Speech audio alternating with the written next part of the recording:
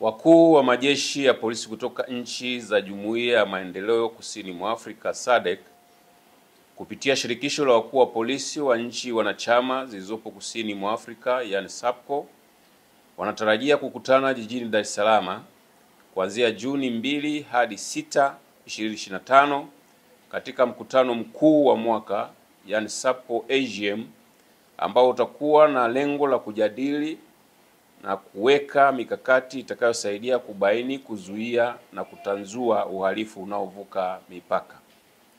Mkutano huu ambao utakuwa chini ya uwenyekiti wa mkuu wa Jeshi la Polisi Tanzania IGP Camillus Wambura utatanguliwa na mikutano mbalimbali ikiwemo wa wakurugenzi wa upelelezi wa makosa ya jinai yani DCIs na wataalamu mbalimbali wa masuala ya kiusalama technical teams kutoka nchi za SADC.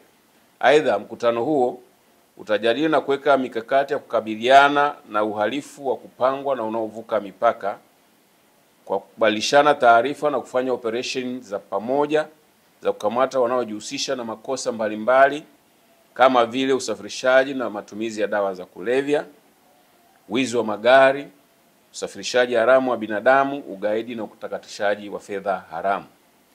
Aidha, mkutano huo pia utapokea maazimio yaliyofikiwa katika mkutano wa wakurugenzi wa upelelezi wa makosa ya jinai na wataalamu mbalimbali wa masuala ya kiusalama yani technical teams ambao ulifanyika jijini Dar es Salaam Aprili 28 hadi 30, 2025.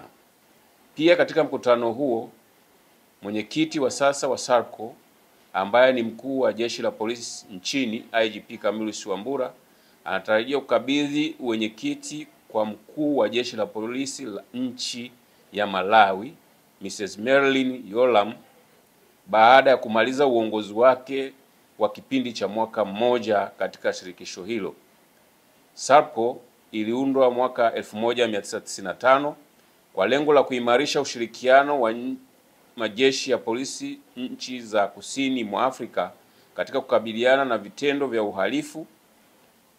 Shirikisho hilo linaundwa na nchi 16 ambazo ni Afrika Kusini, Angola, Botswana, DRC, Eswatini, Lesotho, Madagascar, Malawi, Mauritius, Msumbiji, Namibia, Seychelles, Swaziland, Tanzania, Zambia na Zimbabwe.